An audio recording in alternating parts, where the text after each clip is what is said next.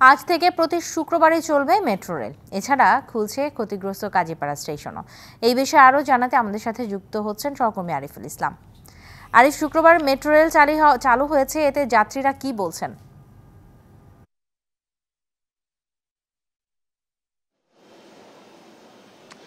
দেখুন, আজকে সাপ্তাহিক ছুটির দিনে এমন প্রত্যাশাটা বা যে আক্ষেপটা ছিল শুক্রবার এই চালু করার বিষয়টি, সেটা কিন্তু পূরণ হয়েছে, শতভাগই পূরণ হয়েছে বলা যায়। কারণ সাধারণ যাত্রীরা তারা কিন্তু এই আজকের ছুটির দিনটা যে এইভাবে উপভোগ করবেন তারা কিন্তু কখনোই ভাবতে পারেনি যে এত অল্প সময়ে। কারণ তারা আসলে জানতোই না যে শুক্রবার কবে এই ধরনের কার্যক্রম তারা পরিচালনা করবেন। সেটার বাস্তবে আজকে রূপ নিয়েছে।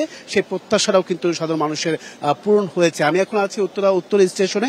এখানে প্রতিটা স্টেশনেই কিন্তু উপচে পড়া ভিড় যাত্রীদের, বিশেষ করে যারা ভ্রমণ প্রিয় মানুষ যারা আছেন, ভ্রমণ করতে পছন্দ করেন, তারাই মূলত আজকে এই মেট্রো রেল ভ্রমণ করছেন। এর পাশাপাশি যদি আমি একটু বলতে চাই যে অনেকে প্রয়োজনের তাগিদেও এই মেট্রো রেলটা ব্যবহার করছেন। বলছেন যে সাপ্তাহিক ছুটি হওয়ার পরেও অনেকের পরীক্ষা বা ব্যক্তিগত পরীক্ষা চলে, সেই বিষয়টা তারা কিন্তু এই যে উপভোগ, সেই উপভোগের পাশাপাশি তারা কিন্তু সুবিধাটাও পাচ্ছেন।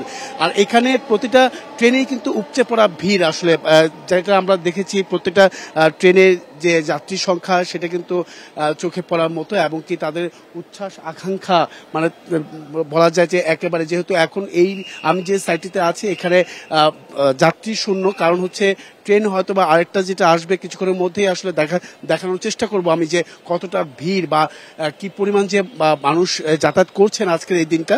তো এইটার একটা বিষয়। আরেকটা যে বিষয়, যে কাজীপাড়া স্টেশনটি চালু হয়েছে, যেটা বিগত সরকারের আমলে বলা হয়েছিল যে 1 বছরের অধিক সময় লাগবে, সেটা কিন্তু এই 62 দিনে কাজীপাড়া স্টেশনটি চালু হয়েছে। এছাড়াও আরো কয়েক মাস লাগবে মিরপুর 10 নম্বর স্টেশন চালু করতে, সেটাও কিন্তু আমাদেরকে নিশ্চিত করেছেন ব্যবস্থাপনা পরিচালক নতুন যিনি মোহাম্মদ আব্দুর রৌফ, তিনি কিন্তু আমাদেরকে কিছুক্ষণ আগেই আমাদেরকে জানিয়েছেন। এর পাশাপাশি কাজীপাড়া স্টেশনটি এই যে যারা আছেন এখন বর্তমানে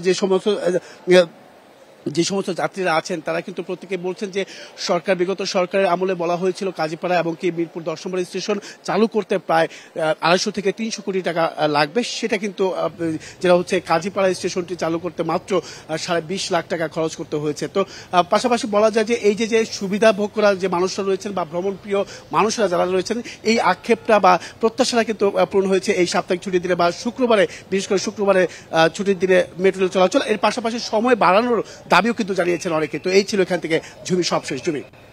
আরিফ, আপনাকে ধন্যবাদ।